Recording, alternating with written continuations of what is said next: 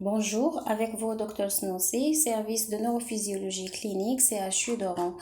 Je vous présente le cours de la ration alimentaire destiné aux étudiants de la première année médecine.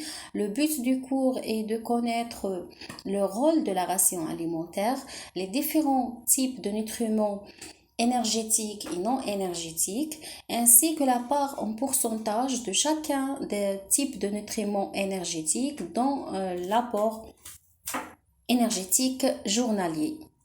On commence.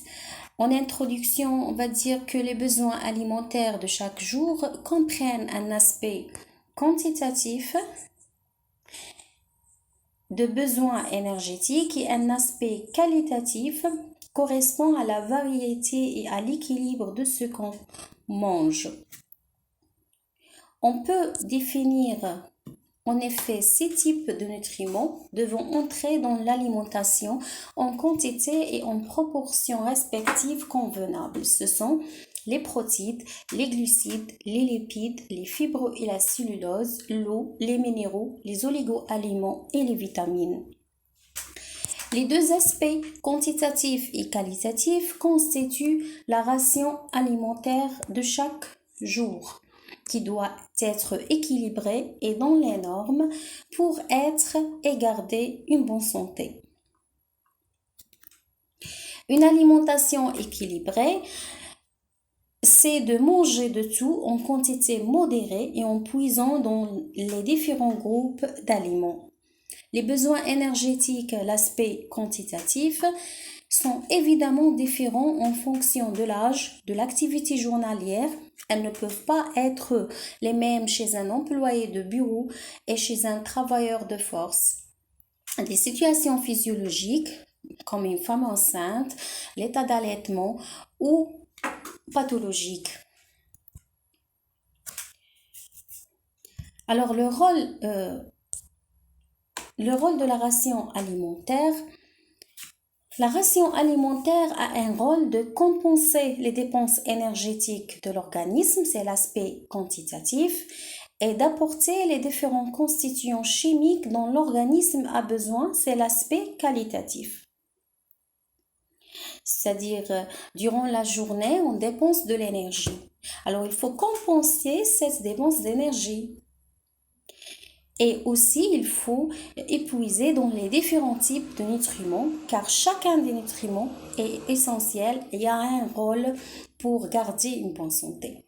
Pour cela, les nutritionnistes préconisent une répartition précise de l'apport énergétique provenant des glucides, des protéines et des lipides, et un apport judicieux d'acides aminés, d'eau, d'acides gras essentiels, de vitamines, d'ions minéraux et d'oligo-éléments. Voici les valeurs exprimées en pourcentage de l'apport énergétique nécessaire. Alors, chacun des aliments énergétiques a une part précise. Par exemple,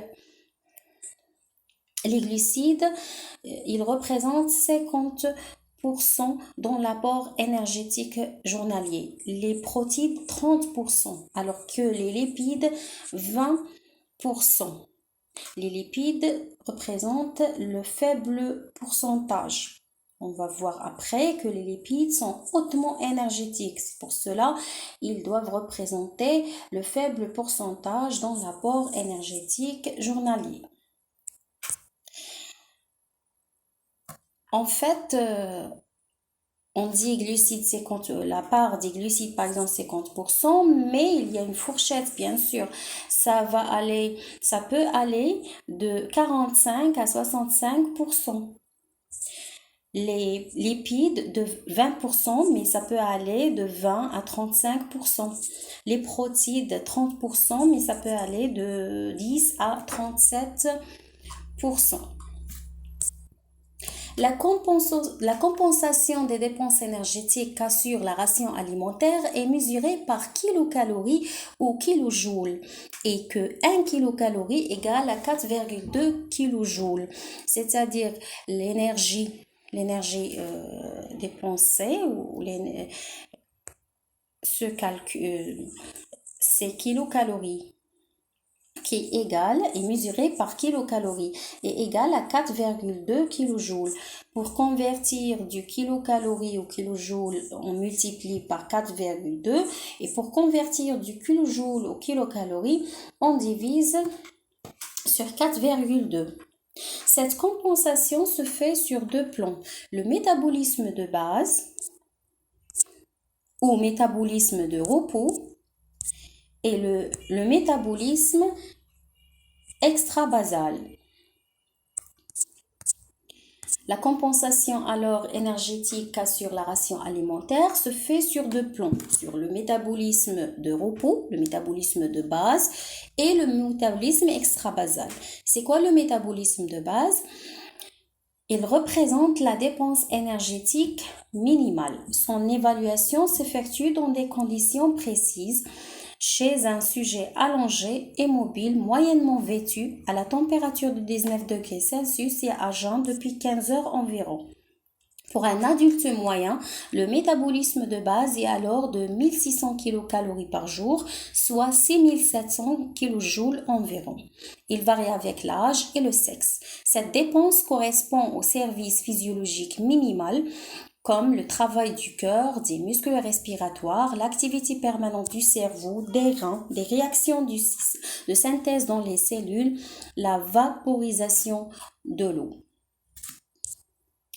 Alors, la compensation du métabolisme de base,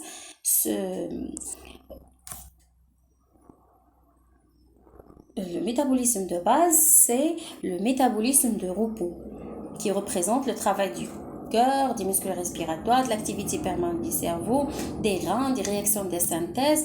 Il est quand même important. Il est d'environ, regardez ici, il est d'environ 6700 kilojoules. Alors quand même, c'est une grande dépense. Il se calcule chez un sujet allongé, c'est-à-dire au repos, immobile, moyennement vêtu. Il ne dépense pas beaucoup d'énergie à une température moyenne de 19 degrés Celsius. Il y a une compensation du métabolisme extrabasal. L'extrabasal, c'est les dépenses exigées par les différentes activités du sujet, surtout le travail musculaire, ainsi que les dépenses énergétiques liées à la thermorégulation, à l'activité digestive, à l'âge, au sexe et à certaines conditions physiologiques comme la puberté, la gestation, l'allaitement, et à l'émotion et aussi à l'action dynamique spécifique des aliments, ADS, ou extra-chaleur postprandiale après repas. C'est quoi l'action dynamique spécifique des aliments? L'action dynamique spécifique des aliments dépend de la nature de la quantité d'aliments ingérés et correspond à l'énergie nécessaire au métabolisme et au stockage de ces aliments. Lorsqu'on mange, le métabolisme des nutriments et leur stockage nécessitent de l'énergie. C'est ce qu'on appelle l'action dynamique spécifique des aliments. Le métabolisme et le stockage des aliments qu'on mange nécessitent de l'énergie. C'est ça l'ADS. Alors, par exemple, l'ADS est de 3 à 8% pour les glucides et les lipides, de 20 à 30% pour les protéines en faible quantité et jusqu'à 50% pour les protéines en cas d'apport massif. Alors, l'énergie nécessaire pour le métabolisme des protéines est plus grande que l'énergie nécessaire pour le métabolisme des lipides ou des glucides. Chez l'adulte de référence veut dire un adulte en bonne santé, de poids moyen, par exemple de 60 kg, d'activité modérée. C'est ça l'adulte de référence. Les dépenses énergétiques de métabolisme extravasal avoisinent les 4500 kJ par jour. Alors, le métabolisme extravasal, c'est quoi? C'est l'énergie dépensée lors du travail musculaire, de la thermorégulation, de l'activité digestive, l'âge, le sexe, les conditions physiologiques, l'émotion et aussi de l'action dynamique spécifique des aliments, qui est l'énergie nécessaire au métabolisme des aliments qu'on mange. Et elle est plus importante pour les protéines que pour les lipides et les glucides. Voici les dépenses énergétiques du travail musculaire. On voit ici que l'énergie, la dépense énergétique augmente avec l'augmentation de la force musculaire ou de l'activité physique. Et on remarque aussi qu'elle est plus grande chez l'homme que chez la femme. Par exemple, lorsqu'on est au repos, la dépense, elle est minime. Lorsqu'on augmente le travail, on marche, la dépense énergétique augmente. Aussi, en cas de travail de force, elle augmente encore plus. Alors, la dépense énergétique augmente avec le travail physique, le travail musculaire. Voici alors les dépenses énergétiques extra-basales et basales. 50 à 60% de dépenses énergétiques de repos, du métabolisme de basal, elle est grande quand même. Et voici les dépenses énergétiques du métabolisme extra-basal, 20 à 40% de l'activité physique, 10% des aliments, c'est-à-dire de l'ADS, l'action dynamique spécifique des aliments, de l'énergie nécessaire au métabolisme et au stockage des aliments. Ça représente 10%. Maintenant, on va voir la régulation de la ration alimentaire et le comportement alimentaire. Le comportement alimentaire il est déterminé par un système biopsychologique extrêmement complexe, intégrant des informations multiples issues aussi bien de l'intérieur de l'organisme que de son environnement. Le contrôle métabolique du comportement alimentaire est assuré par des informations postprandiales précoces, passant par des signaux métaboliques, hormonaux et nerveux, et également à long terme par l'état des réserves énergétiques de la masse maigre.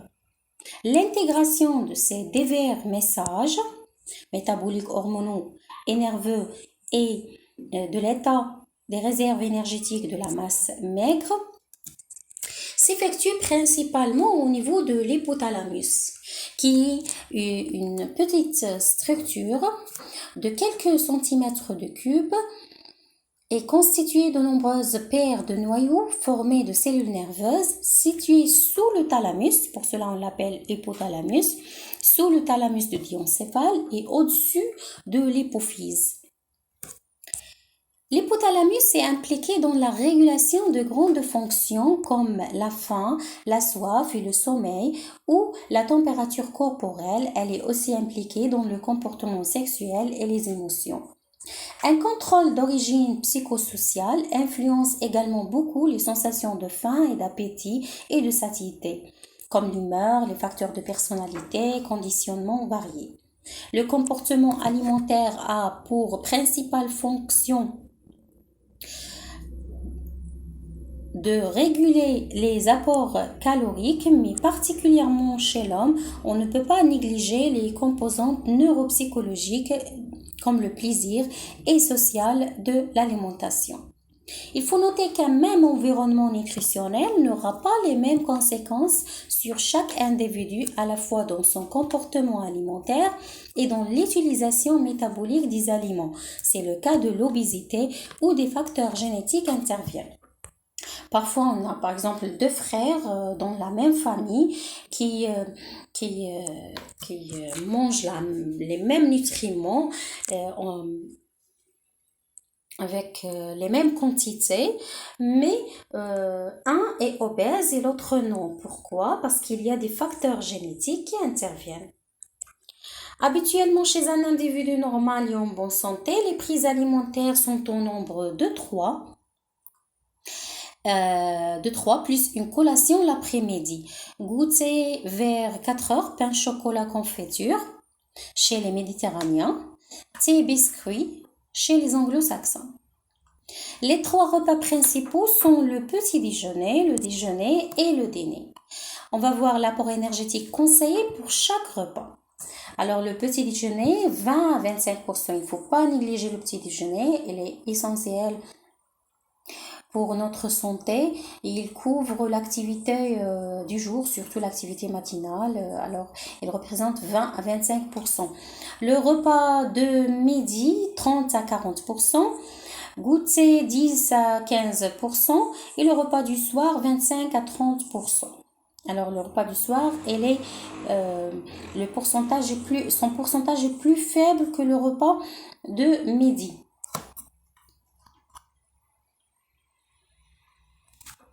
Le repas du soir, il est préférable d'être léger. Apport et besoin énergétiques. On va voir maintenant quels sont les différents nutriments qui doivent rentrer dans notre alimentation. Et on va commencer en glucides. Les glucides représentent de 45 à 65% de l'apport énergétique total. C'est une source d'énergie. Les protéines représentent 10 à 37% de l'apport énergétique total. Ce sont surtout des éléments constructeurs et pour le renouvellement de nos cellules.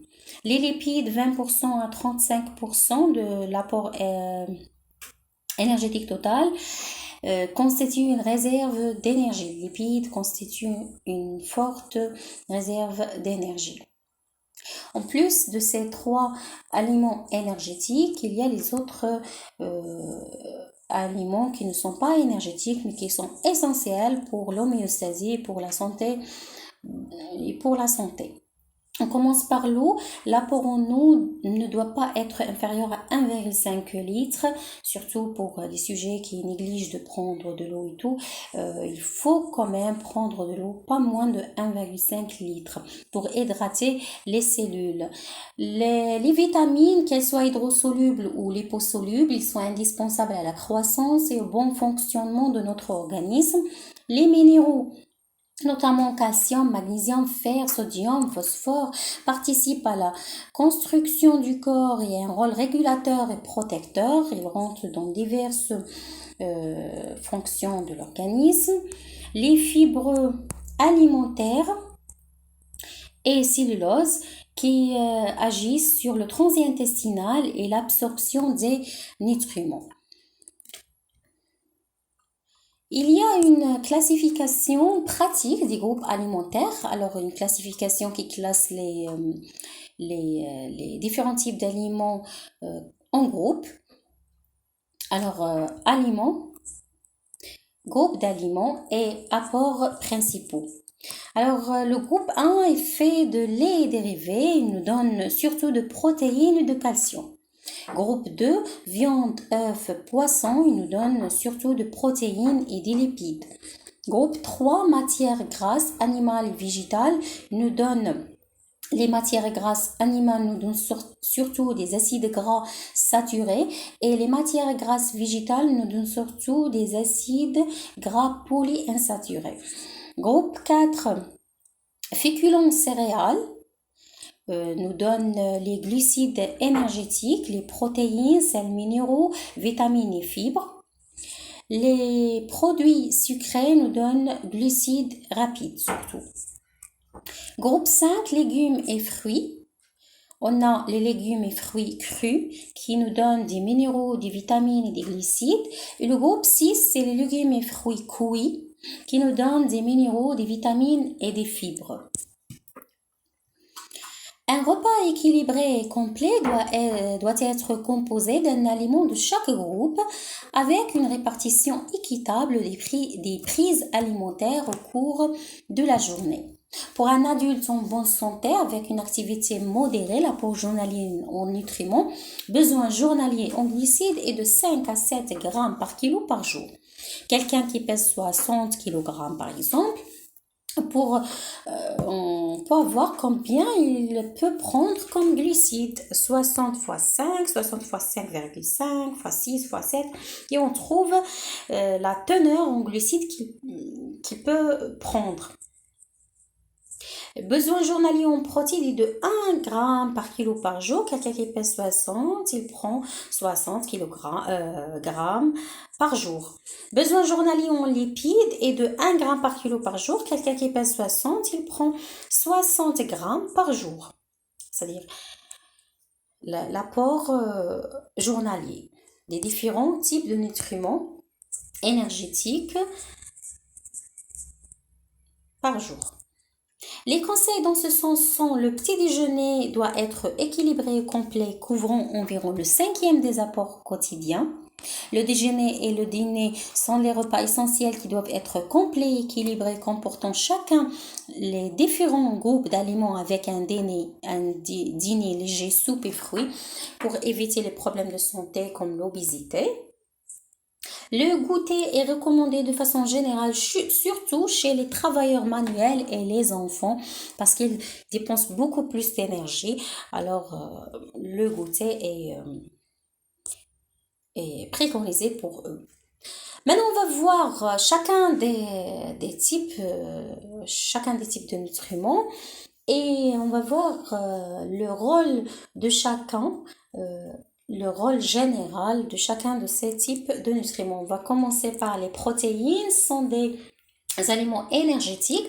Les protéines sont composées de chaînes d'acides aminés, l'unité fondamentale de la construction, ainsi que de nombreuses autres fonctions au sein du corps. Les acides aminés sont divisés en acides aminés essentiels apportés par l'alimentation et non essentiels produits par l'organisme à partir d'acides aminés alimentaires essentiels. Les acides aminés essentiels, on a l'histidine, l'isoleucine, leucine, valine, lysine, méthionine, phénylalanine, thréonine, tryptophane. Les acides aminés non essentiels produits à partir d'acides aminés alimentaires sont l'alanine, l'arginine, l'asparagine, l'acide aspartique, cystéine, acide glutamique, glycine, proline, sérine, tyrosine. Pour l'obtention adéquate d'un bon ratio d'acides aminés, nous devons consommer des sources de protéines complètes d'origine animale. C'est-à-dire pour épuiser les protéines, il faut prendre les protéines d'origine animale, qu'on les trouve dans le blanc d'œuf, le dinde, poisson, poulet, viande rouge maigre et laitier écrémé. Les protéines sont des aliments constructeurs, 50%, ils représentent 50% de la matière organique de l'organisme, se conjuguent avec d'autres composés comme les glycoprotéines, les lipoprotéines, l'ADN. Elle apporte les acides aminés nécessaires à la synthèse des protéines endogènes, sont des composés nécessaires à la croissance au cours de la grossesse et de l'allaitement, et chez les nourrissons, chez les adolescents. Elle confère de l'immunité, les immunoglobulines. Elle joue un rôle dans le processus de la coagulation. Elles sont nécessaires au renouvellement cellulaire et elles maintiennent la pression oncotique. Au niveau de la cellule, on a la pression hydrostatique assurée par l'eau et les minéraux, les ions, et la pression oncotique assurée par les protéines. Maintenant, on va voir comment évaluer notre métabolisme protéique et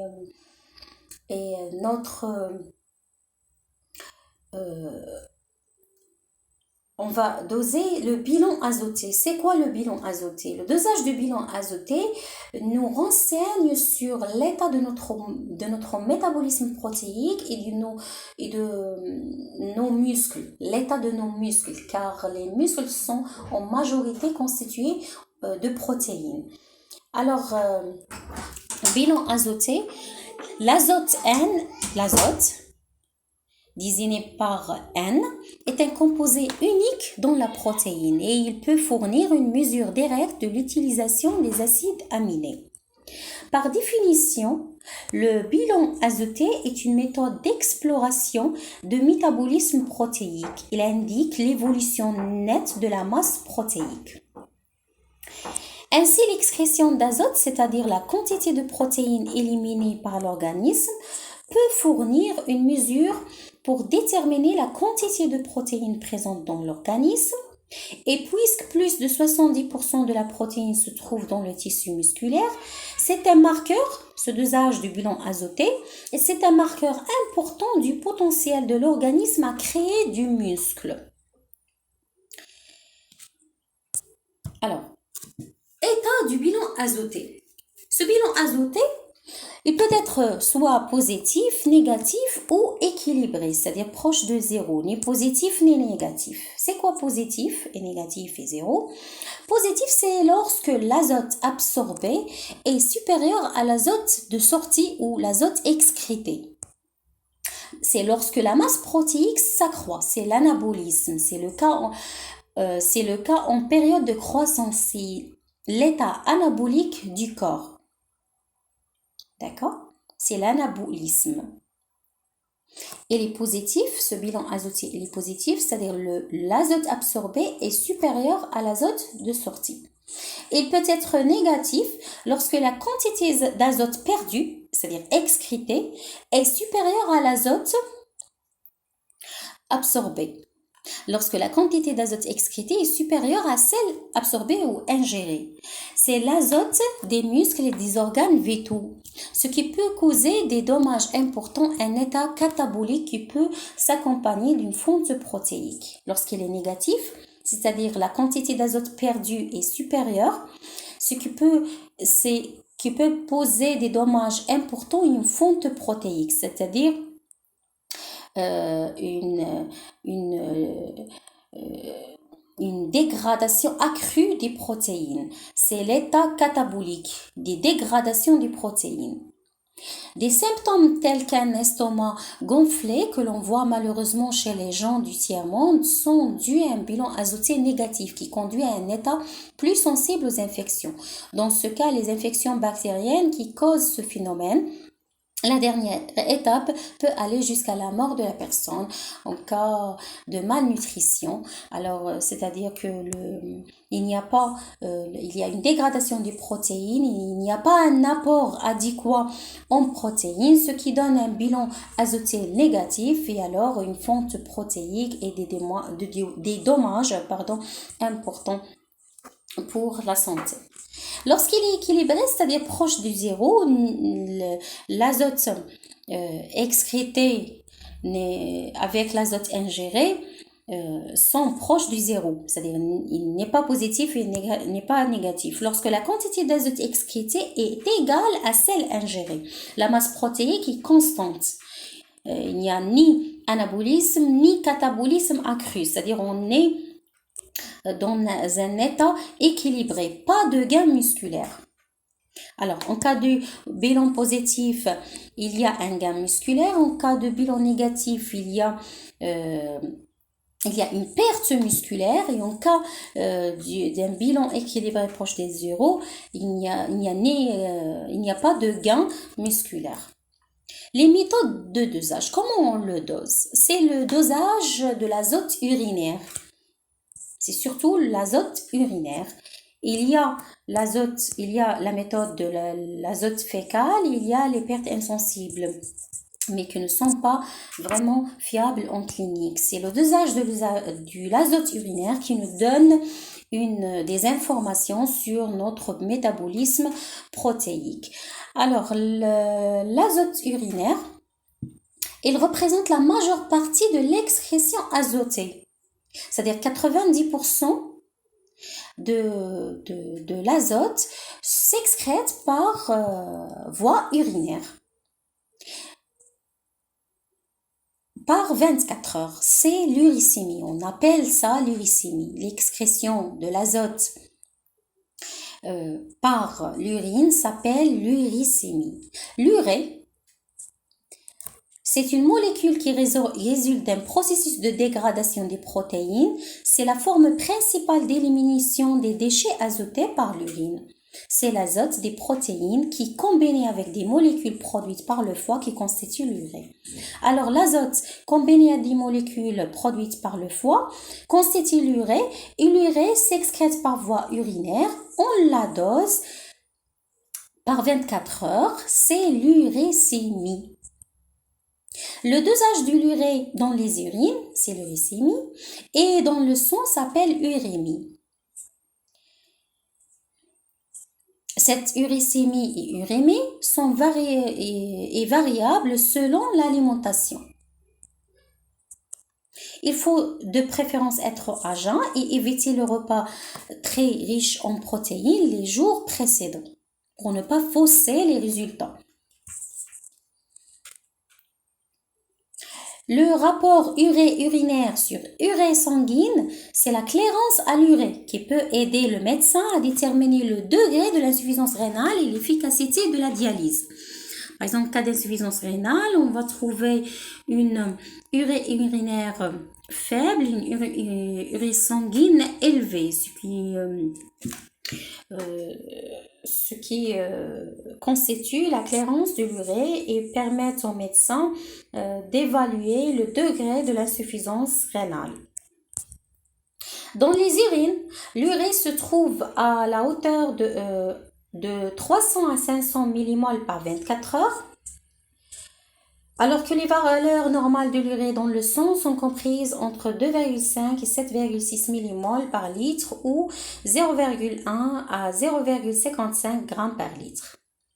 Chez les enfants et les femmes enceintes, ces valeurs sont plus basses.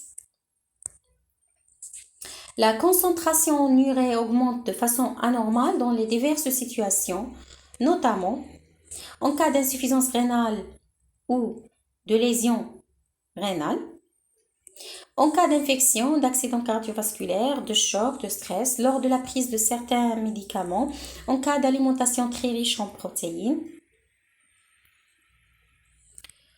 La diminution du taux d'urée peut être le signe d'une carence en protéines alimentaires, une malabsorption digestive ou une maladie hépatique grave. Le simple usage de l'urée urinaire peut être une indication suffisante en clinique, mais le dosage de l'azote total est préféré quand il est possible. C'est la méthode de Gjalldal ou pyrochimiluminescence, mais elle n'est pas pratiquée couramment car elle est coûteuse. En clinique, on a recours au dosage de l'azote urinaire qui est l'uricémie. Il y a aussi l'excrétion azotée fécale et en principe faible, 10 à 15% des pertes azotées. Il ne faut pas oublier de prendre en compte l'excrétion azotée des fistules digestives lorsqu'elle existe. Les pertes insensibles, sueur, desquamation phanére représentent environ 10 mg d'azote par kilogramme par jour dans les circonstances normales. Voilà pour les protéines. Maintenant, on va voir les glucides. Les glucides aussi sont des molécules énergétiques. On a les glucides simples et les glucides complexes. Les glucides simples sont à absorption rapide, sont les mono et les disaccharides. Glucose, saccharose, lactose, fructose, qu'on trouve dans le sucre, miel, confiture, fructose, on les trouve dans les fruits. Les glucides complexes à absorption lente sont des polysaccharides. C'est de l'amidon qu'on trouve dans le riz, les pâtes, les céréales, pommes de terre. Les glucides sont des aliments énergétiques en cas de jeûne glucidique. L'organisme va utiliser 3 voies métaboliques. La néoglycogénèse, le catabolisme lipidique avec la production d'acide acétylacétique, le catabolisme protéique avec production d'acide cétonique pouvant aboutir à une acidose. Pour éviter ces voies de recours, il faut prendre les glucides qui évitent ce jeûne glucidique qui protège contre l'acidose. Les lipides sont énergétiques aussi.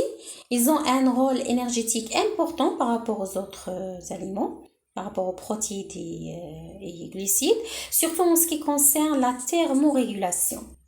Elle intervient dans l'absorption des vitamines liposolubles. Le cholestérol est un précurseur des hormones thyroïdiennes et des sels biliaires. Ce sont des constituants importants de la membrane cellulaire. Un déficit en lipides donne une peau sèche, trouble du cycle hormonal chez la femme et la stérilité chez l'homme. Notre alimentation doit être rationnelle devant les acides gras saturés, matières grasses animales, qui sont responsables du mauvais lipide, le LDL, causant de nombreux problèmes de santé publique et de pathologies cardiovasculaires. Substances, car ils sont des substances athérogènes, et de les remplacer de plus en plus par des matières grasses végétales contenant des acides gras insaturés ou polyinsaturés comme l'huile d'olive, l'huile de soja, tournesol, maïs. Alors les gens surtout qui ont des problèmes de santé vasculaire et cardiovasculaire, les problèmes d'attirance et tout, il faut prendre beaucoup plus de matières grasses végétales, huile d'olive, huile de soja, que des matières grasses animales, car elles contiennent un mauvais lipide. Maintenant, on va voir les autres aliments qui sont non énergétiques, mais qui sont indispensables pour l'homéostasie de notre corps. Et on va commencer par les apports hydrominéraux, qui sont non énergétiques, mais essentiels pour la vie cellulaire. Ils ont un apport de 2 à 2,5 litres chez l'adulte. Il faut pas qu'elle soit inférieure à 1,5 litres.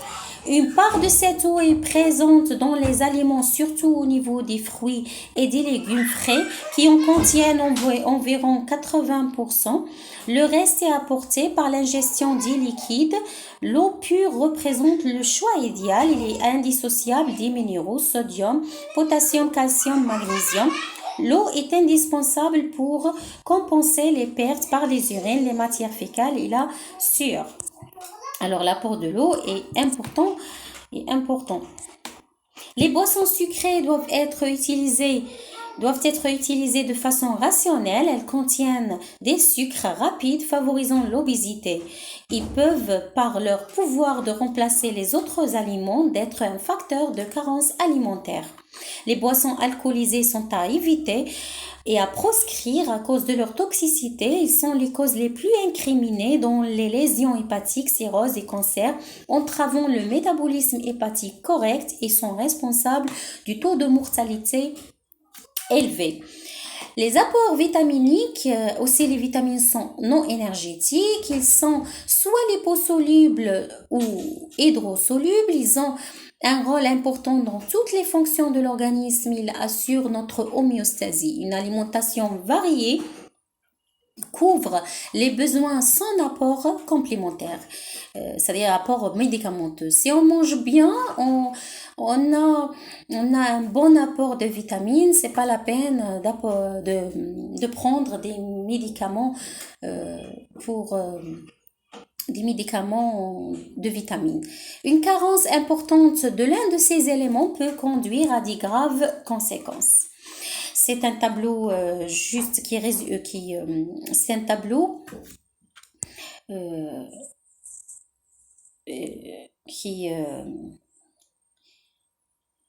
des vitamines liposolubles et hydrosolubles. On a ici les vitamines, leur rôle, leur source où on trouve et l'apport conseillé par jour pour l'adulte. Par exemple, si je prends ici un vitamine, par exemple le vitamine A, le rétinol, c'est provitamine A, le carotène. Le rôle, il intervient dans la croissance, la vision nocturne, la santé de la peau, résistance aux infections, antioxydants, précurseur de la vitamine A. On le trouve dans la carotte. Il faut manger de la carotte pour voir bien la nuit. Alors la carotte, mais aussi on le trouve dans le beurre, crème fraîche, fromage, foie, légumes frais, épinards, cresson, lait, beurre, fromage, persil, huile de palme. L'apport est d'environ 900 microgrammes. Si je prends par exemple la vitamine D, qui est liposoluble aussi, elle intervient dans la croissance et dans l'absorption et la fixation du calcium au niveau des os. Alors, faible fraction d'origine alimentaire et il y a la source endogène de fabrication du vitamine D par synthèse cutanée sous l'action des rayons ultraviolets. L'apport journalier de 10 microgrammes. Il y a aussi les vitamines hydrosolubles. Si je prends par exemple, comme exemple, on a par exemple le vitamine B12 par exemple, il est anti-anémique, synthèse de globules rouges. Et il agit avec le B9. Le B9 et les B12 sont des anti-anémiques. On les trouve, le vitamine B12, on le trouve dans le foie, la viande de bœuf. Le vitamine B9, on le trouve dans les légumes à feuilles vertes, dans l'asperge, carottes. Maintenant, les fibres alimentaires, elles ne sont pas énergétiques, elles n'ont pas un rôle énergétique, mais ce sont des glucides non absorbables et non digérés. C'est la cellulose. Ils ne sont pas absorbables, mais ils régulent le transit intestinal. Leur absence dans l'alimentation s'accompagne d'une fréquence plus élevée de certaines tumeurs malignes. Alors maintenant, après voir les différents types de nutriments, on passe à la valeur énergétique des nutriments énergétiques qui sont les glucides, les protéines, les lipides. On va voir que chaque gramme de glucides donne 4 kilocalories d'énergie, ce qui correspond à 17 kilojoules. Et 1 gramme de protéines donne 4 kilocalories, ce qui correspond à 17 kilojoules. Et de 1 gramme de lipides donne 9 kilocalories, ce qui correspond à 38 kilojoules. On remarque la part importante de l'énergie libérée par les lipides. Alors, les glucides 4 kilocalories, les protéines 4 kilocalories, alors que les lipides 9 kilocalories, ils sont hautement énergétiques. Les besoins alimentaires et énergétiques varient. Alors, l'apport énergétique total, journalier conseillé pour un adulte en bonne santé avec une activité modérée est d'environ 11 320 kJ, ce qui correspond à environ 2700 kilocalories pour l'homme et de 2000 kilocalories pour la femme. Ça, c'est l'apport énergétique journalier, total journalier conseillé pour l'homme et pour la femme. Pour l'homme, 2700 kilocalories et pour la femme, 2000 kilocalories. Ça, c'est une ration type pour un homme adulte, c'est-à-dire c'est un tableau qui résume, qui nous donne les différents types de nutriments avec leur quantité pour obtenir un apport énergétique idéal de référence.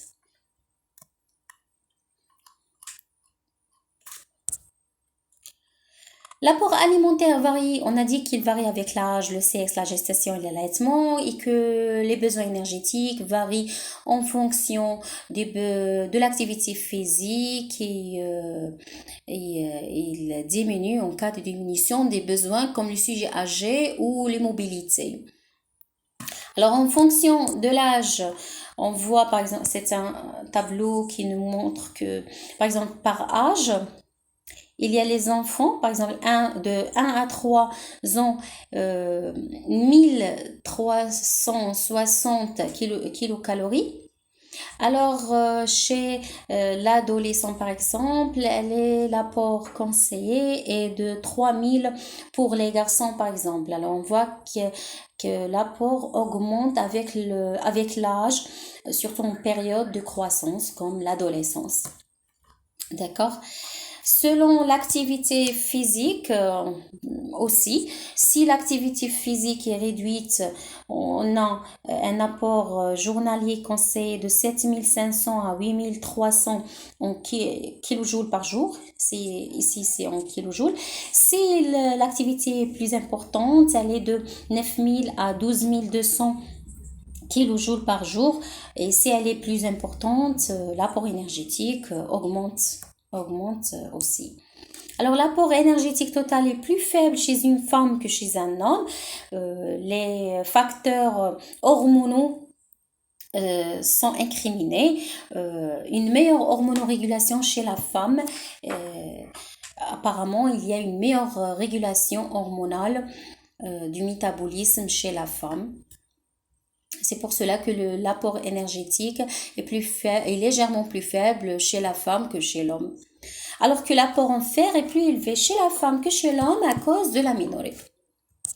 En fonction des circonstances physiologiques aussi, par exemple en cas de grossesse, en cas d'allaitement, chez l'adolescence et le sujet âgé, alors aussi l'apport énergétique varie. Maintenant, un petit exercice, on va calculer l'apport énergétique journalier d'un sujet adulte en bon état de santé, d'activité modérée. On va voir si son apport énergétique est suffisant ou non. Et on va voir aussi la teneur en pourcentage des différents nutriments de sa ration alimentaire. C'est-à-dire, on va calculer, on va donner des données. Et on va calculer l'apport énergétique total, puis on va calculer la teneur en pourcentage des différents types de nutriments. Par exemple, considérons qu'on a la quantité de nutriments des 3 repas en grammes.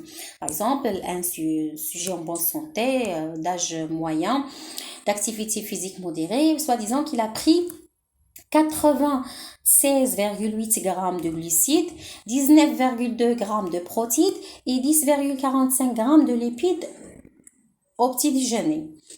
Au déjeuner, il a pris la même chose, glucides, protéines et lipides. Le dîner, il a pris aussi des quantités en glucides, protéines et des lipides. Alors, pour calculer l'énergie produite par chaque nutriment, pour calculer l'apport énergétique total, il faut calculer l'énergie produite par chaque nutriment. On multiplie son poids en grammes à l'énergie produite par chaque 1 gramme. C'est-à-dire 4 kilocalories pour les glucides, 4 kilocalories pour les protéines et 9 kilocalories pour les lipides. C'est-à-dire, au petit déjeuner, elle a pris par exemple 96,8 g de glucides. 96,8 multiplié par 4 pour voir l'apport énergétique des glucides. Puis 19,2 de protéines multiplié par 4, 10,45 g de lipides multiplié par 9 pour obtenir les kilocalories au petit déjeuner, l'énergie produite de ces aliments au petit déjeuner. Au déjeuner, la même chose et au dîner, la même chose. Puis on les somme, on somme l'énergie du petit déjeuner avec l'énergie du déjeuner et du dîner. On va sommer et on va trouver 2624,7 kilocalories par jour, qui est un apport suffisant. Maintenant, comment calculer les teneurs en glucides, en protéines et en lipides, en pourcentage? On a la somme totale. Il faut calculer tout d'abord la somme totale des différents nutriments, de tous les nutriments, de glucides, de protéines et des lipides du repas, qui correspond à 100%. C'est-à-dire, on va sommer la teneur des différents nutriments, glucides, protéines, lipides de chacun des repas. Déjeuner et dîner, on va trouver la somme totale 498,1 g de tous les types de nutriments qui correspond à 100%. Et on a la somme de chaque nutriment du repas à part. On peut déduire alors par la règle de 3 le pourcentage de chaque nutriment. Puis on va calculer la somme, la teneur seulement des glucides à part. Par exemple, 96,8 de glucides plus 155,66 grammes de glucides, puis 112,5 grammes de glucides. On va trouver un chiffre.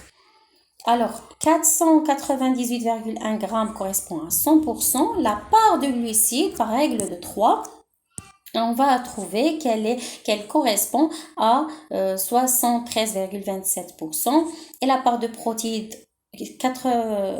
à 18,6% et la part des lipides représente 7,96%. Dans cet exemple, on a un apport énergétique journalier suffisant alors que les pourcentages des différents types de nutriments ne sont pas vraiment équilibrés.